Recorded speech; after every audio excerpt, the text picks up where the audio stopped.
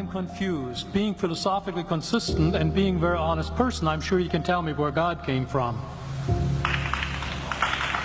And in addition, once you've told me where God comes from, please try to clarify how you can figure that a spiritual force can have an impact on a material universe to create it.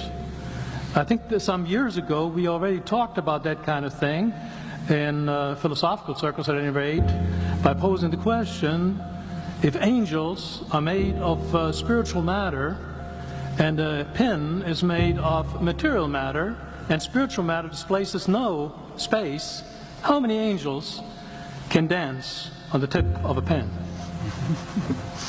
I have a sense of sort of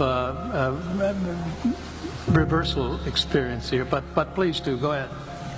You got 5 minutes. Now, I just want to know which question. That's all right. You may take the rest of the minute. We're supposed to do one question at a time. Which one would you like?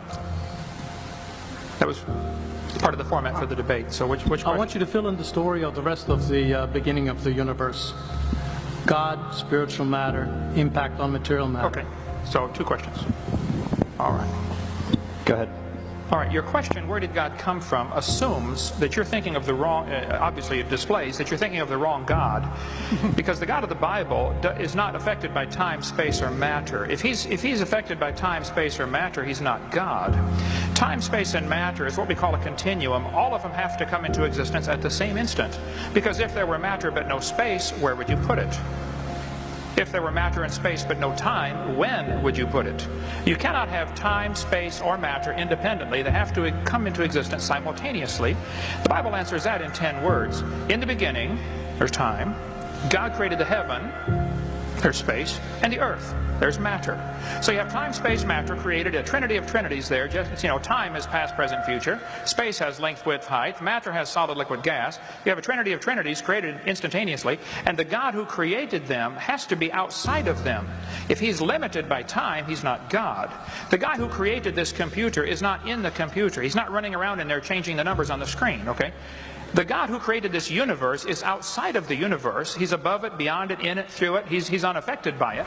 So the concept that a spiritual force cannot have any effect on a material body, well then I guess you'd have to explain to me things like emotions and love and hatred and envy and jealousy and rationality. I mean, if your brain is just a random collection of chemicals that formed by chance over billions of years, how on earth can you trust your own reasoning processes and the thoughts that you think? Okay, so your question, where did God come from, is assuming a limited God. And that's your problem. The God that I worship is not limited by time, space, or matter. If I could fit the infinite God in my 3-pound brain, he would not be worth worshiping, that's for certain. So that's the God that I worship. Thank you.